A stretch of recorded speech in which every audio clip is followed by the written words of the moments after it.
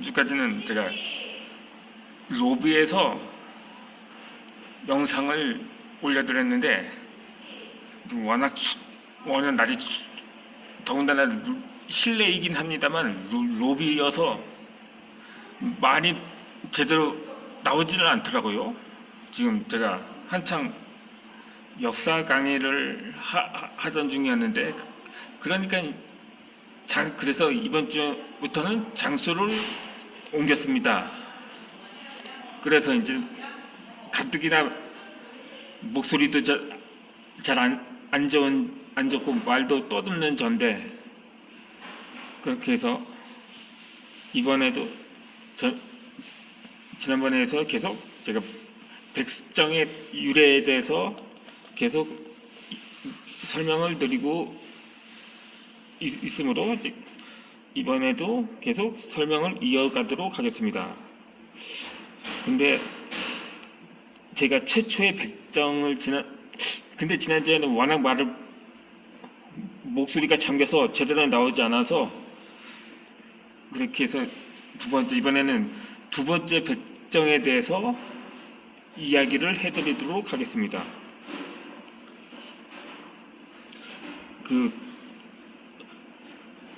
강음현의 남녀 도적죄라고 있는데, 그 외에도 원적동의 또 횃불 도적죄라고 당시가 존재를 했었습니다. 그러니까는 조선 초기의 그 대표적인 백정이었던 거죠. 이 즈음에 가장 보편화된 백정의 모습이 바로 도적이었던 겁니다. 그러니까는 남의 것을 훔쳐서만 생계를 이어갔던 무리들이었던 거죠. 그때 당시 나라가 앞장서서 재민화 정책을 펼쳤지만 통제에 가까운 통합은 별 소용이 없었던 것입니다. 오히려 따르지 못한 백정들이 계속 튕겨나갔던 것이었죠. 그렇게 튕겨나간 백정들은 이리저리 떠돌다가 추위에 굶주림에 대치면 다시 짐승을 잡거나 때로 모여서 도적질을 했던 것입니다. 악순환이었던 거죠. 이 백정을 바라보는 시선 또한 더욱 나빠서 갔었습니다. 평민들과 섞이기는커녕 아예 감싸고 돌이나 던지지 않으면 다행이었던 거죠. 당시의 백정 정책이 발표된 지에 20년 정도가 지났어도 백정은 여전히 도덕이라는 생각이 사람들 사이에서 팽배했었던 것입니다.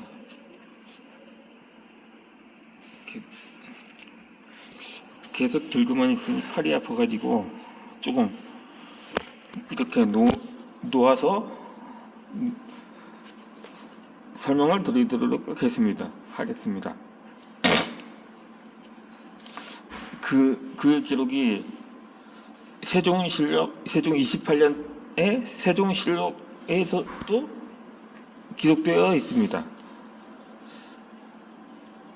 지금 신백정, 그런데 신백정이 평민들과 더불어 섞여 산다고 하나 실제로는 자기들끼리 당을 만들어 도적이 되었습니다. 수와 말을 잡는 이익이 귀가 적고 눈이 적어서 도사를 그저 흔한 일로 여기는 데다 서로 꺼리고 싫어하여 틈이 생겨서 남의 집에 고의로 불을 지르기도 하옵니다. 장차 막기 어려운 군심이 되지 않을까 염려됩니다. 세종이 문종 때도 강도와 조덕자들 가운데 절반이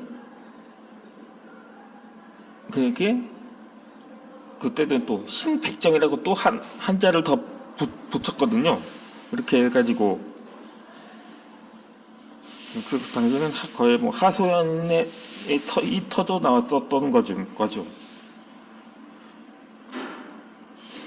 또 문종 원년의 또 원년 실력을 보면은 이렇게 기록이 되어 있었습니다.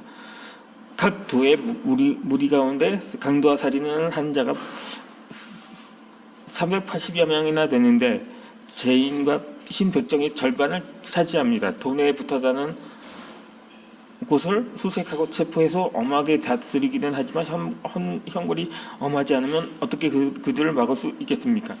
이 경우는 3대에서 또 쓰던 바이니 청건대 도독에게 월족을 시행하소서. 죄수도 죄수지만 그들을 취급하는 것은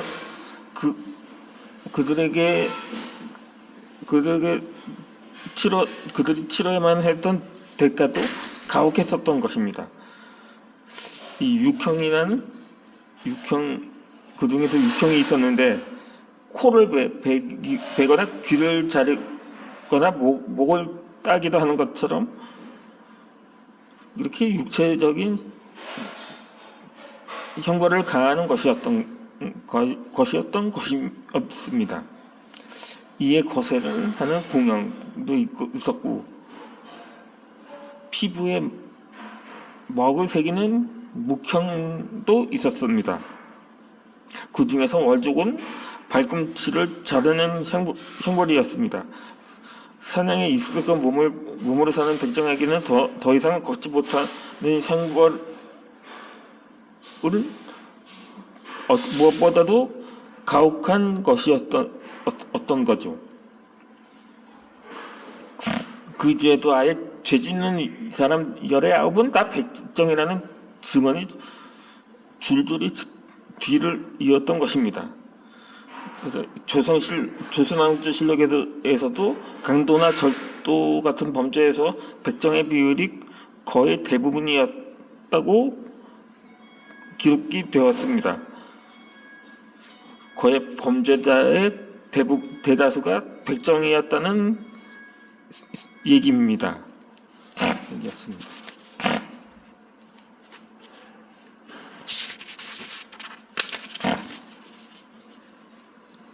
지금 도둑질하는 자는 모두 사나운 무리를 거느렸는데 그중 죄인과 백정이 열의 9을 차지한다.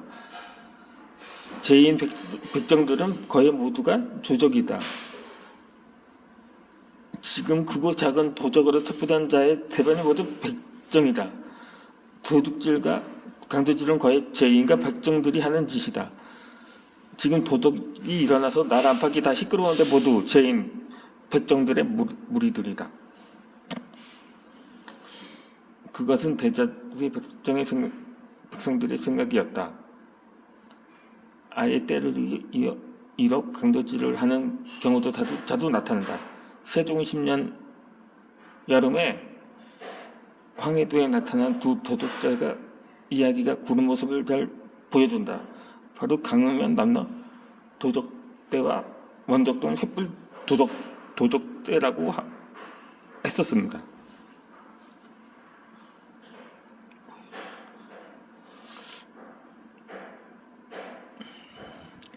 강흥면에 나타난 도적대 중에서 도적대를 소탕하는 고을에 수량까지 나섰지만 근데 다 잡지는 못했다고 합니다. 그들 말을 타고 전력을 다해 활을 쏘며 저항을 했기 때문인 거죠. 도둑인데도 정예 병사들에게 굴하지 않는 좀 용맹함이 느껴지기도 합니다. 그런데 이 도적들의 독특한 점은 남녀가 함께 있었다는 것입니다. 그것도 한 여자는 아예 남복을 하고 있었다고 합니다. 흔한 조선 여인의 모습이 아니었던 것이죠. 말을 타려고 거추장스러운 치마를 벗고 편한 바지 차림을 한 것이었던 거죠.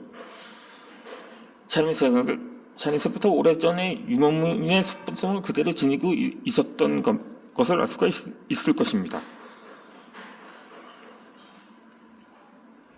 그런데 이 저항하면은 원적동 도적대들도 못지 않았다고 합니다. 그들 또한 말을 타고 활과 화살을 무장하고 있었는데 거기에서 마치 봉화를 올리듯 이것저것 봉우리에서 횃불을 올려 신호를 주고 받습니다. 그렇게 저희의 시내를 보내도 강권의 수도께서 너끈히 따돌리고는 개성으로 따라보내는 것이었던 것입니다. 그리고 이 시대 백정으로는 이들을 뽑는 까닭도 여기에 있었던 것입니다.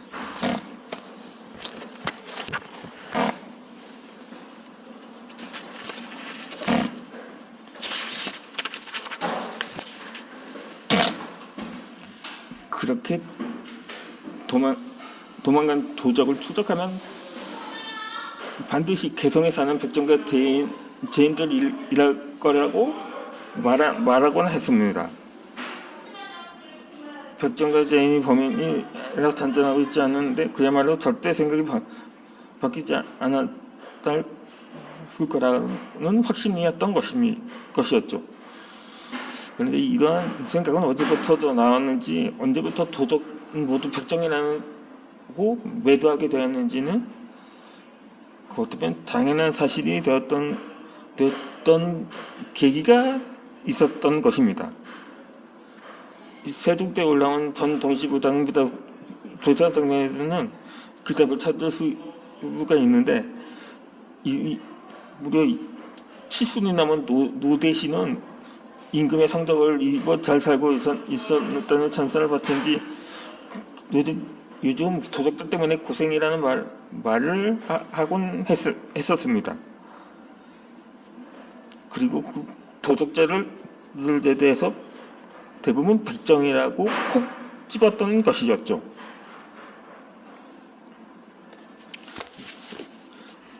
그들은 농사를 짓지 않아서 도둑질도 하고 살인도 저질렀던 흉악범이 되었다는 것입니다. 그렇다면 이제껏 세종이 열심히 펼쳤던 재미난 정책은 소용이 없었다는 것일까요?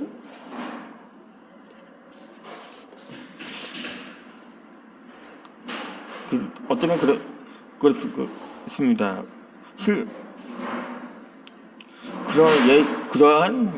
이거는 습관이었던 거죠. 이 오랜 습관을 버리지 못했던 까닭이기도 했던 것입니다.